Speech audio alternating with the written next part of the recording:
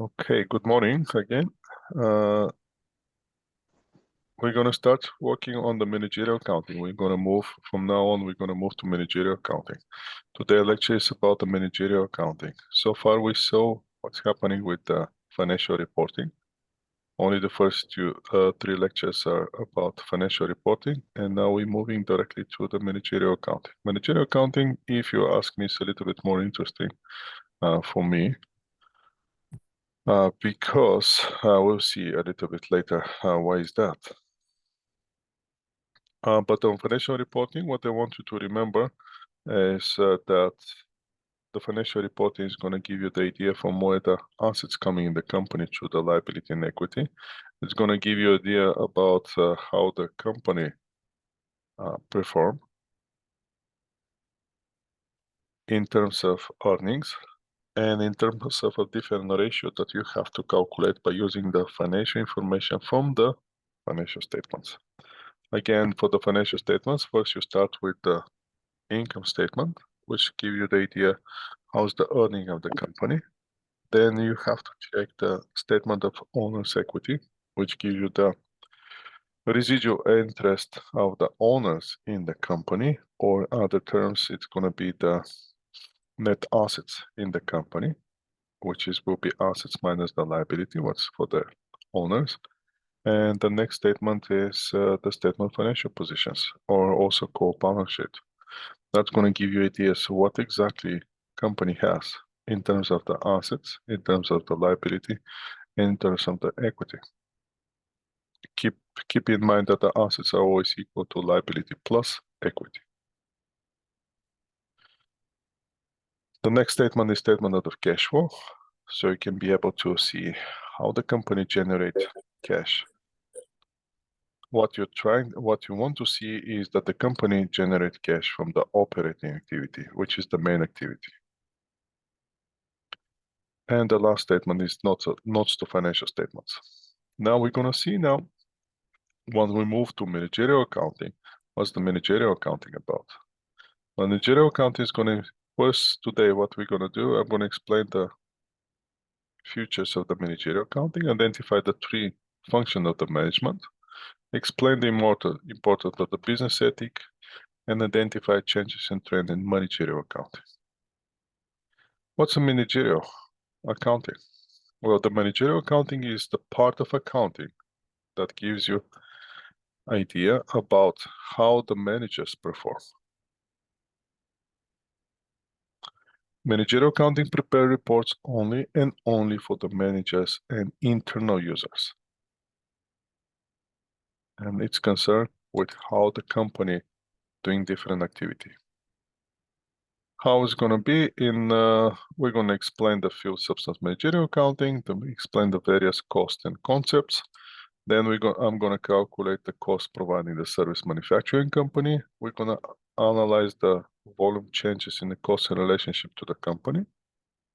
In other terms, we're going to talk about the break-even point, accumulated and present relevant data for the management decision-making, and we're going to evaluate the decision-making alternatives.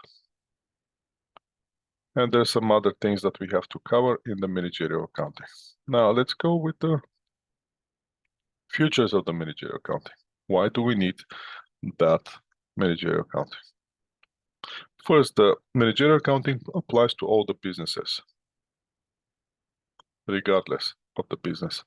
We have, in North America, we have three types of business. One business is providing service. Another business type of business is general businesses, merchandising per business, which is buying products and selling products. And next type of business is manufacturing business, which buy raw materials, producing products, and sell the product. In terms of how they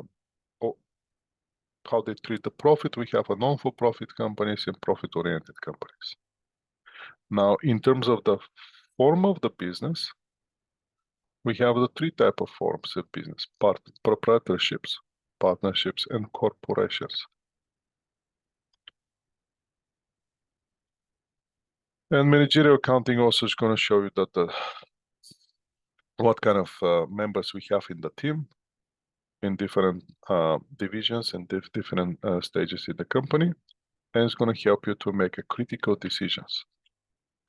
What are the similarities and differences between the financial reporting and managerial accounting?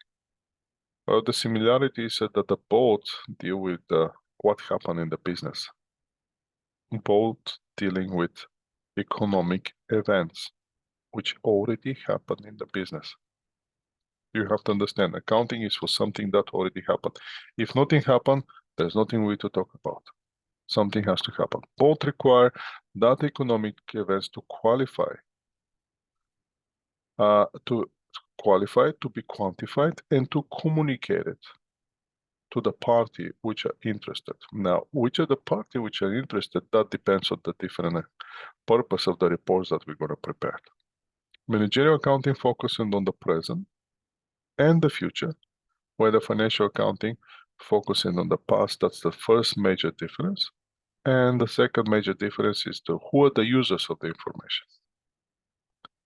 For the financial reporting, the users are people outside of the company, which are usually creditors and investors, where in managerial accounting, the users of those reports are internally the managers of the company. Again, there's other differences between financial reporting, financial accounting and managerial accounting. Again, based on the users, financial reporting is for the outsiders, which are the creditors and investors. To some extent, the regulators as well. Regulators, if you say regulators, think about the Canada Revenue, think about the Workers' Compensation Board, think about the British Columbia tax authorities. They're interested in employer health tax. And there's some other regulators that might be interested here. On the managerial accounting, the users are internally the manager and the officers of the company. How often we're going to prepare those reports? Financial statements, those are required annually, but they might be required for quarterly, can be requirement for monthly. Internal reports, on the managerial accounting, we preparing those one as much as we want. We can prepare those reports every single day. You can prepare those reports every hour. Depends on the business. What's the purpose of the report? For financial reporting, general purpose.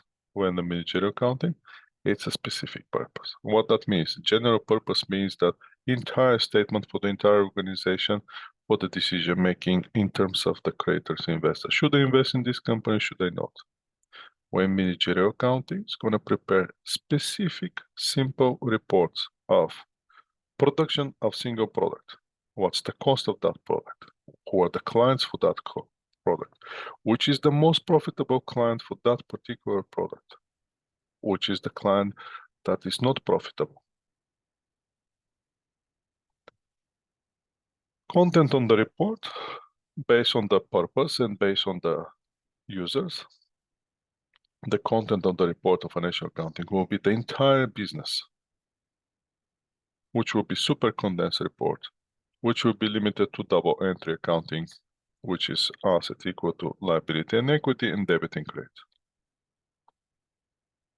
Which will be the rules that they have to be using. They're going to use the general accepting accounting principles. Where in managerial accounting, we're going to do the reports of the small parts of the company, subdivisions, divisions, products, clients. Those reports are very detailed.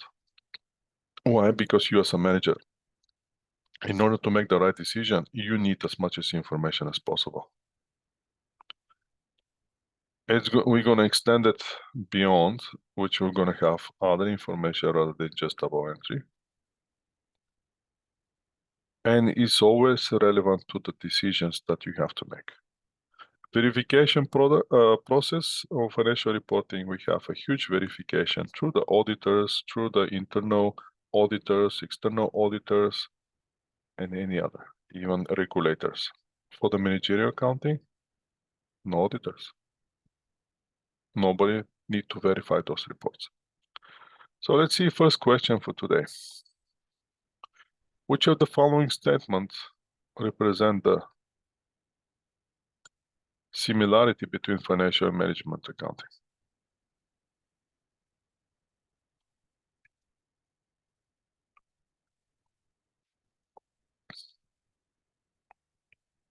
How you should ask yourself this question is both statements both provide information useful to the external users?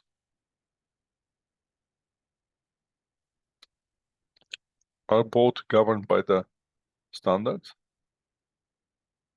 Are both use data from the organization accounting system? Are both rely heavily on the published financial statements? And are both concerned solely with the historical transactions? So which one of those is similarity? Which is similar for both? What you gonna say? C. C looks the most, yes.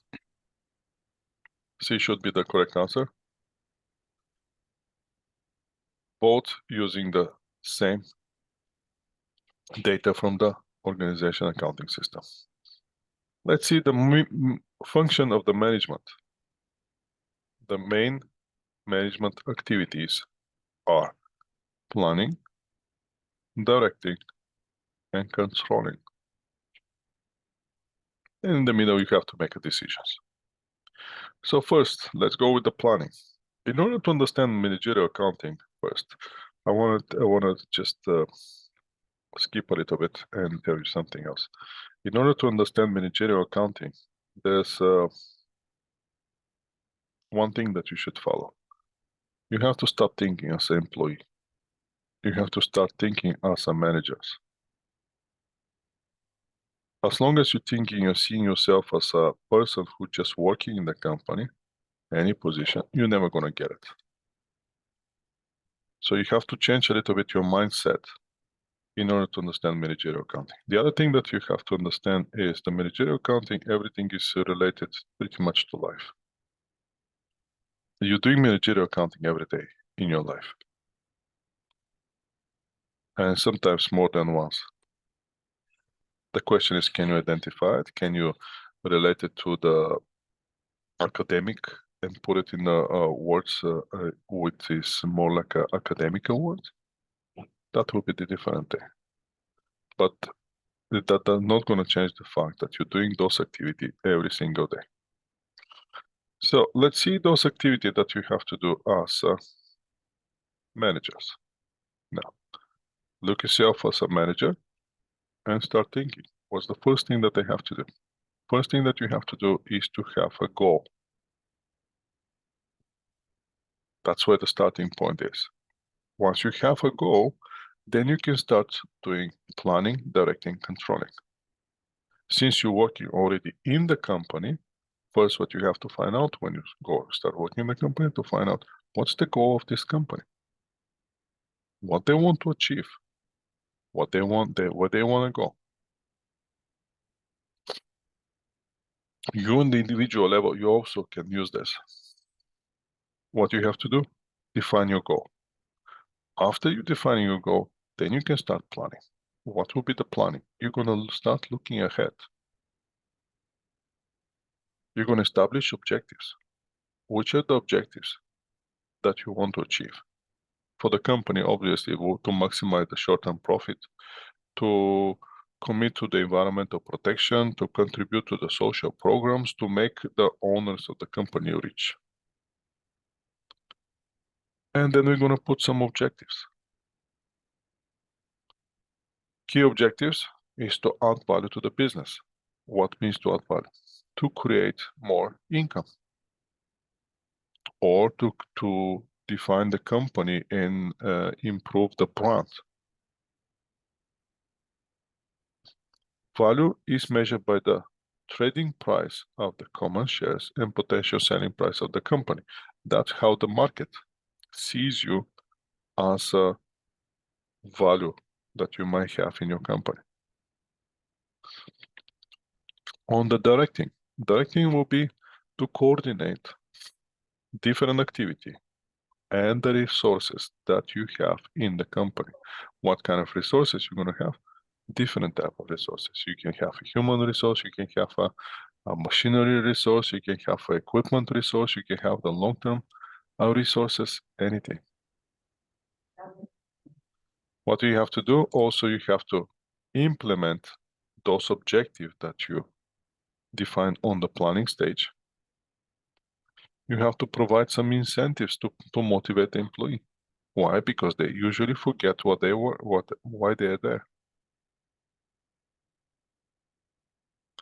And what you have to do on the directing, you have to hire a trained employee, including those executive managers and supervisors.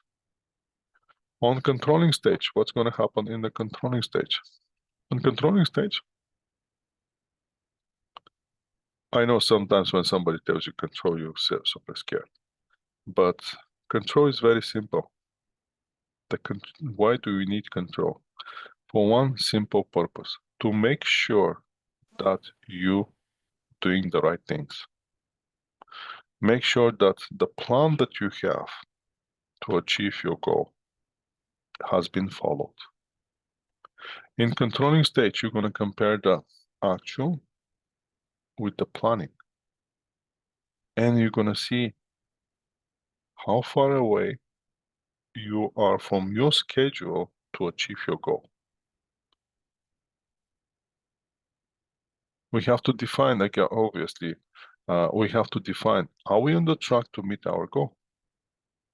And if we are not on that track, we have to do some changes to get back on that track. Obviously, we're going to use that evaluation system. So since your idea of opening the business is to generate income, your goal has to be to generate income. Then on the controlling stage, you're going to use different type of reports to actually tell you, are you generating income or not? And if you see from the income statement that you're not generating income and your expenses, this expenses is high, that expenses is high, then you're going to start to chasing those ones, see the variances and see what you can do to improve the situation. Why? Because you have a goal. Everywhere in those stages, planning, directing, and controlling, you have to make decisions. Decisions means you have to do the right things. When you're using your judgment, directing, and controlling. Now, each of the following statements, let's see another question here for you. Each of the following statements describe the function of management. Identify each as either planning, directing, and controlling. So what will be the preparing budget and comparing that to actual and result achieved? When we're comparing actual to where we want to be, what activity will be that? What do you think? Out of the only the three activity that we have, planning, directing, controlling. Controlling. Controlling, obviously, comparing actual with the budget, that will be definitely controlling. How about examining the viability of the expanding into the new geographical area? Planning. Planning. And obviously the last one left to be establishing hiring committee to select the new CFO. Directing. That will be directing. Let's see what's the organizational structure. On the organizational structure, we're going to identify the interrelationship of activity in the organizations. We're going to have two types of positions in the company. one position will be the one that will be exposed to everything, or also called line position. And the other one will be the staff position. Line position is the one that is directly involved in the company main revenue generating activities. And the staff position is the one that supports the effort of the line employees. So in other terms, how you can see it is, I'll use this example. We all know Neil Armstrong, the first man that steps on the moon. But in order he to achieve what he achieved, he relied on that person, single person, who tied that last screw on the rocket engine. Because if he didn't tie that screw, that engine is going to explode, and he's never going to reach to the moon. Now the question is, do we know the name of the person who steps on the moon? Yes, we do.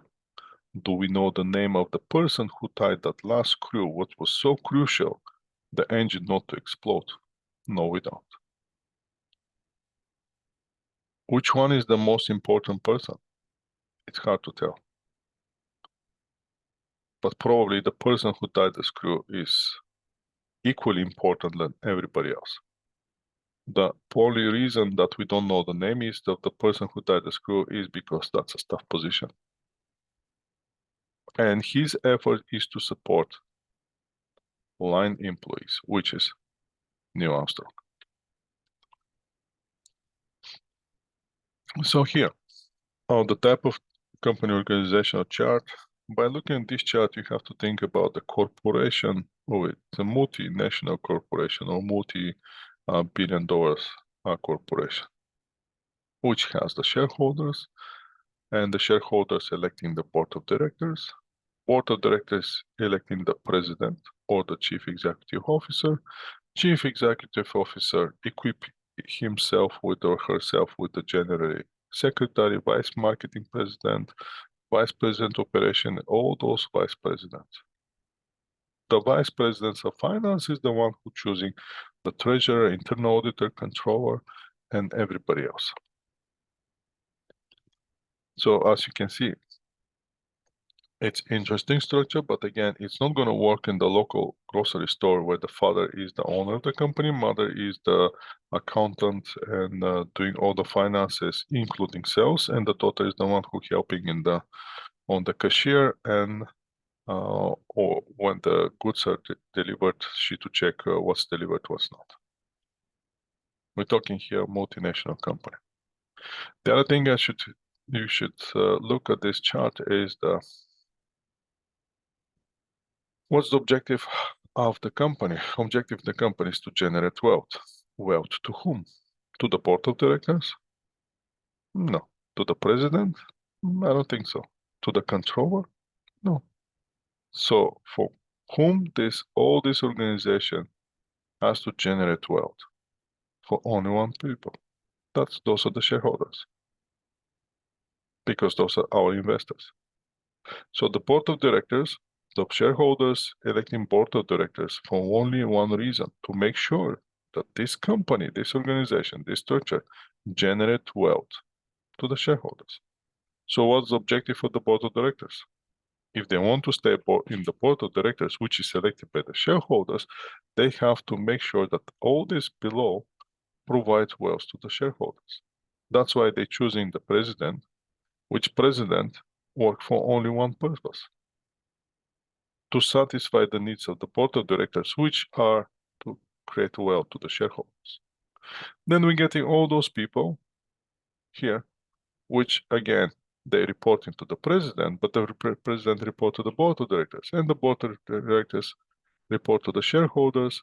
And when what the shareholders want to hear is how much wealthy they become.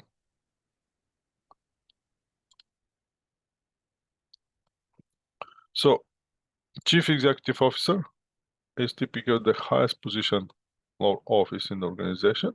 He is responsible to make corporate strategic decisions, to prepare reports, to manage overall operational resources of the company, and act as a main point of communication between the board of directors and the shareholders and the company on the bottom side. The organizational structure, Chief Financial Officer also is responsible, which is the Chief Financial Officer. Chief Financial Officer is here, this person here, which is elected by the Chief Executive Officer. That person is responsible for the accounting finance concepts. Of course, he was not going to be the one who's going to elect the controller, internal auditor, and treasurer. So those three people are going to support the Chief Financial Officer for only one purpose: to meet the expectation of the Chief Executive Officer. Which expectations are the expectation of the board? Which expectation of the board is to create wealth to the shareholders. Now, the office, what are the responsibility here? We're going to have the controller responsible for mainly for the accounting records and treasurer, maintaining the cash positions and cash flow and short-term investments. Let's see this question. The officer responsible for all of the accounting and financial issues a company face will be called what?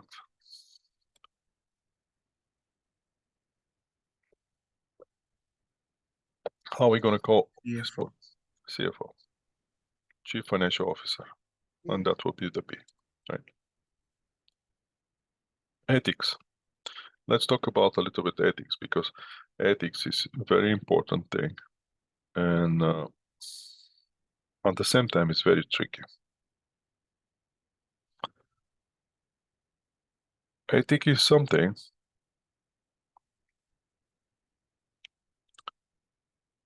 that we have to follow. Those are unwritten rules created by the society, which defines what's right and what's wrong. Now, the terms of right and wrong are very abstract.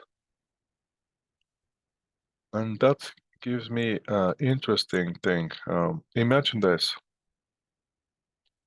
If you're living in a society which is governed by the good people,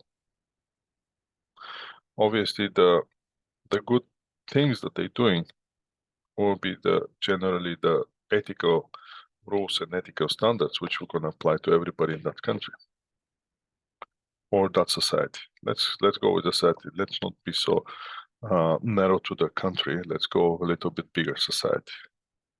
Now imagine another society which is governed by the let's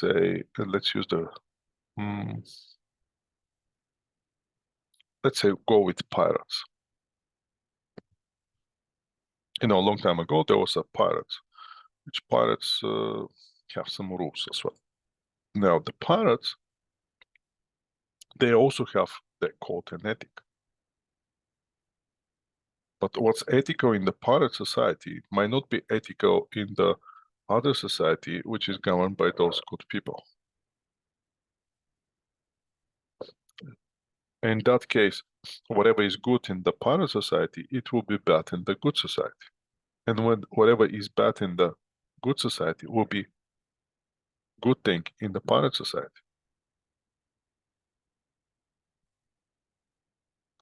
So what's the ethical standard in that pirate society? Opposite of what the ethical standards in the good society. So basically, if you do the good things in the pirate society, you'll be labeled as unethical. And if you do the bad things in the good society, you'll be labeled as unethical. So what's right and what's wrong? Well, obviously, and what exactly the good ethic is? Obviously, good ethic will be equal to the good business. But again, what's the good ethic? In one society can be one, and the other society can be different. And those two societies can be completely opposite. Then how can we do the business?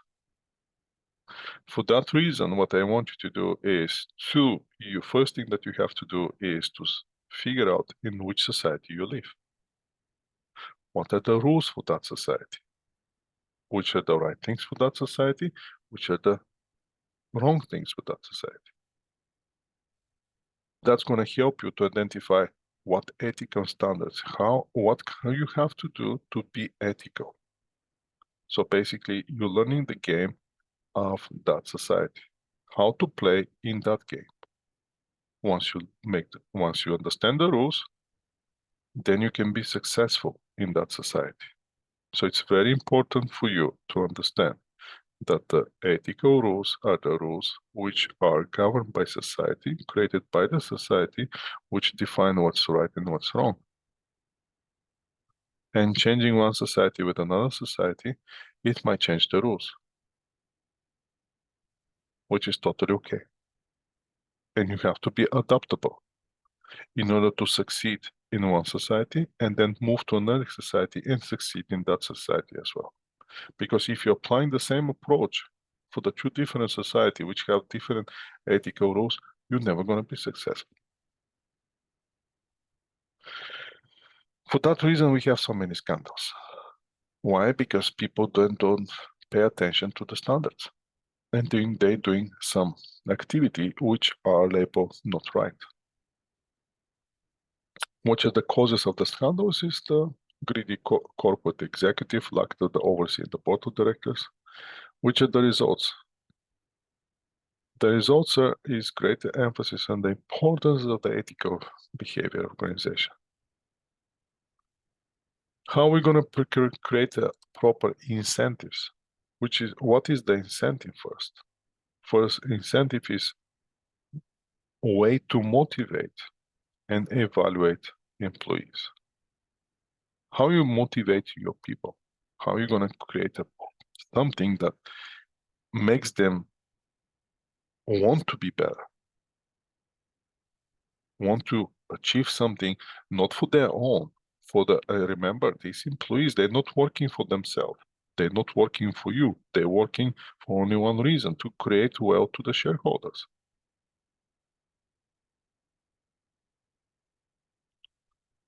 So you have to make those people feel they must succeed no matter what. We're going to have ineffective and unrealistic control. Sometimes we're pushing the boundaries too high, which creates unrealistic targets, which turn out to be ineffective control. So in order you to motivate your people and prepare proper incentives, you have to give them a realistic targets. And once we give them the realistic targets, then we can improve the quality of the product. By improving the quality of product, we're creating wealth for the customer, which customer then appreciate it and return back as some money, which create wealth to the shareholders. Obviously, the good ethic always will be positive for the value of the image of the company. So who define the ethical standards? Obviously, the society. Sometimes in accounting, we have regulators which also define the standards. And we have a code of ethical standards which are defined by for different purposes for different people. And in accounting, we have those acts. This act was created 2002 after Enron crash. So now, if you want to see a little bit history, because that's not that distant past 2002, in 2000, you can easily search for Enron and search for WorldCom, the two major companies that crashed North American market, investment market, and that had effect in the entire world. And after that, you can check the 2008, it happened with the house market in America. Again, very interesting things, very interesting phenomena, which are gonna give you some ideas about the 8 standards and who create the standards and why the standards are created. Corporate social responsibility is something that all the companies start talking these days. Now, what's that? that will be considered not only the profitable, but also company make an effort to employ that sustainable business practice. What will be the sustainable practice? Sustainable practice is we to keep. What will be the social responsibility, social sustainability, or environmental sustainability? Environmental sustainability by definition means we to keep the environment in the same state in which we take it. I mean, the fact is we didn't take anything, sadly. We didn't take anything. Everything was given to us. The thing is, we, as soon as we are born, everything is given to us. The air is given to us. The food is given to us. The ability to live and to breathe and to see the sun and see the light is given to us. Now, what it will be make us environmental sustainability is the way we saw it when we first start seeing is that's how we should live it when we move to the next stage of our life. The question is that happening? Obviously, it doesn't. So we're coming to one world, and by the time when we leave this world, we're changing it completely. So the next generation that comes, he's not going to see the things that we already saw. Why? Because they don't exist anymore. Why? Because we already destroyed them. So the corporate sustainability and the sustainable business means we to develop a practice in the business to try to prevent of destroying our world for the next generations. For that reason, we have to be concerned, and we have to look for those three bottom lines, which is people, planet, profit, which all three doesn't live in the same reality. But somehow we have to make it to work together and cooperate together in order we to be able to, again, at the time when we move away from this world, to live it the way and in the same condition which it was when we came.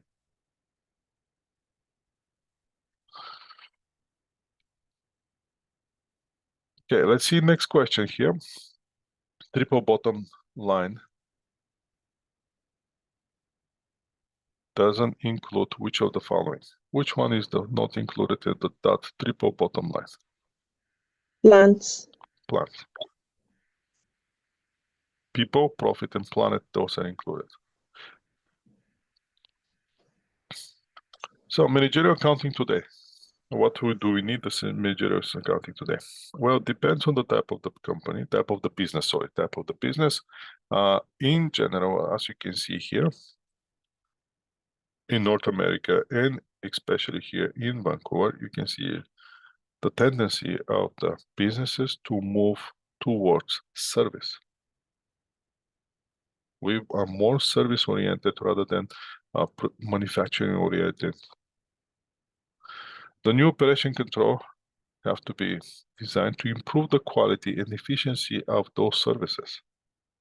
And we have to implement the technologies which are developed to manufacturing company to be able to provide better services to our customers.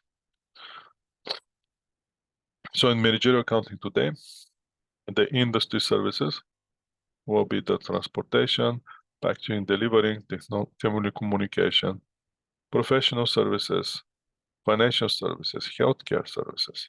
The only thing that I don't see here is education services, which also has to be part of this. And those are the questions that were faced by those service companies.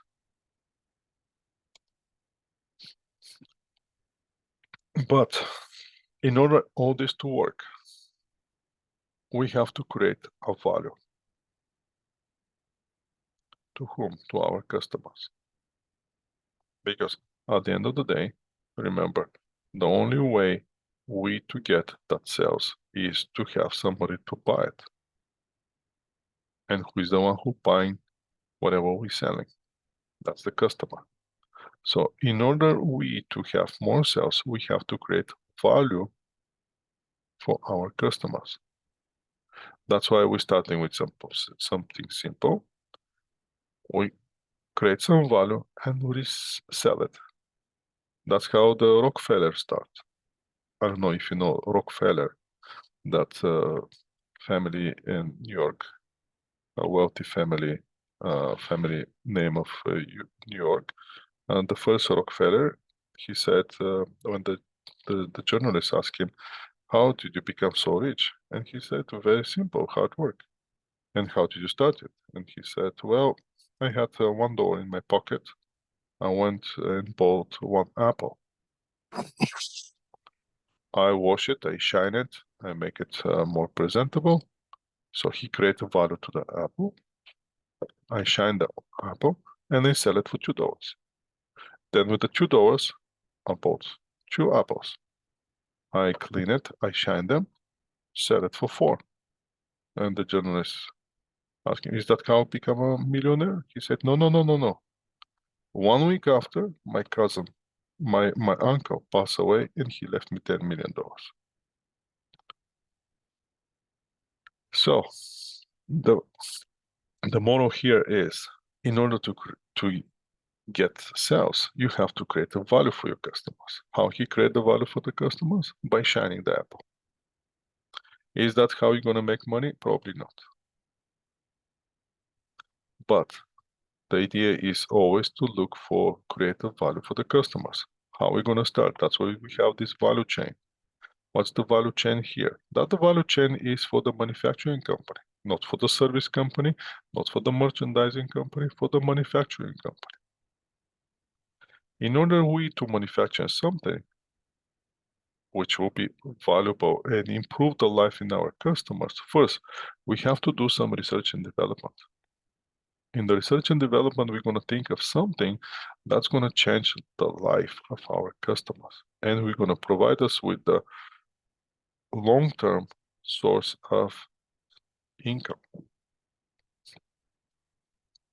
So we come up with the research, we did the development, we designed the product. After we design the product, we have to find the materials that we need in order to produce our product. We're going to get those those materials, and we're going to start our production. One thing that I want you to realize is the only stage of the entire value chain that actually is going to help you with your sales is production. Everything on every other stage is just purely cost. The only stage that you can generate sales is production. Still, you have to pay for it. Don't get me wrong here. But this is the only stage that generates product which you can sell and from where the sales gonna come. So one, you have to do production stage. There's so many examples that you did the research and development, you design the product, but you never start production. Why? Because the product that you designed was so outdated or so unuseful for the people, or for any other reason, it's not feasible to start production. Why? Because nobody's going to buy it, or the sales will be too low, not enough to cover the cost. And for that reason, you just abandon that product and move to the next one. So once you start the production, you're producing that product. After that, you have to sell it and market it. You have to go with those marketing people to convince everybody that, hey, you need that product. Not that you need it, but I'm going to make you feel that you need it. Through the commercial, through the advertisement, through the any means to sell it. And after that, I have to deliver that product to the customers. And after deliver to the customer, I'm going to provide the customer service. So managerial accounting today, We have a lot of technology. We facing a huge development in the technology, as you see and as you can feel it. We have these enterprise resource planning systems, which is a software system that connect all the information in the company and manage all the value chain in the company, starting from the research development all the way to the customer service. The big companies, they're using it. We have those computer integrated manufacturing, which makes products untouched by human hands. We have business to business e-commerce via internet. We have artificial intelligence. We have so many technologies today, which are going to change and start changing our lives. From the managerial accounting point of view, we have to adjust to those changes. So, just in time. What's the just-in-time inventory? Just-in-time inventory is very interesting idea which helps you to produce only and only the inventory that you need to satisfy your current sales. Means that manufactured is driven by the purchase. What can we achieve with that? We don't have to keep inventory. And we're going to have a closer relationship with our supplier to make sure that delivery and the quality of our products meets the customer's needs. Quality and total quality management is another philosophy of zero defects. So we producing exceptional products which have no defects, no rework costs, and no warranty costs. That's also going to improve the quality of our products and the reputation of the company. Don't forget, we have to create value for our company. Activity-based costing is a way to look at the entire company to identify what drives the cost in the company. Traditionally, we using it to analyze the overhead, which we're going to see then in a few minutes what the overhead is. But activity-based costing, basically allocating different activity that drives that overhead. Theory of constraints is another thing that you have to keep in mind as a management. That will be the fact that there are always constraints in the production, in the supply chain, in the delivery, in everywhere, in the finances. So constraints, something that prevents the company from producing as many units that they can. And that's going to put the limit on the profitability. So all that also is called bottleneck. Why is a bottleneck? Because tied up on some points which prevents you to achieve higher results. Lean manufacturing. Lean manufacturing is the idea of the product that require little direct labor hours. Lean manufacturing will develop the responses for that changing manufacturing environment where the customers want small quantity of the individualized product. That's also related to the just-in-time inventory idea. So researchers have highlighted the 5 basic principles that are crucial to the lean thinking process. We have to define the value, what brings the value to our product, and what gives the value to our customers, to identify the value stream, how to create that value, make the value stream flow, knowing the value, creating the plan. It doesn't mean that you're going to achieve what you want. You have to execute that plan. Then you have to implement that system. And then you have to always have the desire to make it better until become a perfect. Balance scorecard is one way to identify, analyze, and correct yourself in order to create more value to your customers through the balance scorecard. What's the balance scorecard? Balance scorecard is management tool, again, to communicate with the outsiders and the other people. What's the value of the company? What's the company objectives? What the company goal is? We're going to have 4 perspectives here: financial, internal customers, internal business process, and learning and growth perspective. All those are linked together in for only one reason: to measure the performance of the company in order the company to achieve its objectives. So, all activity which are associated with the providing a product or services, those are referred as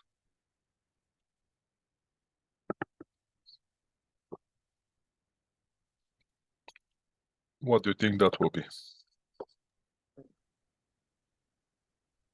Value chain. That will be value chain, yes. All the other things those are different methods or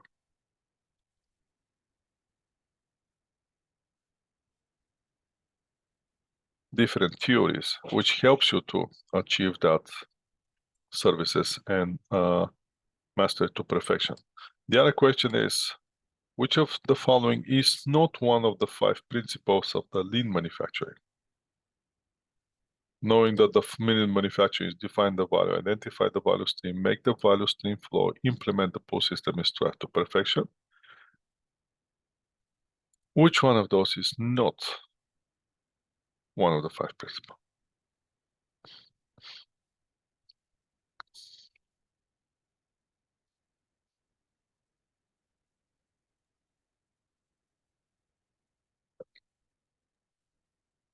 Aim for reduced effective minutes. Obviously.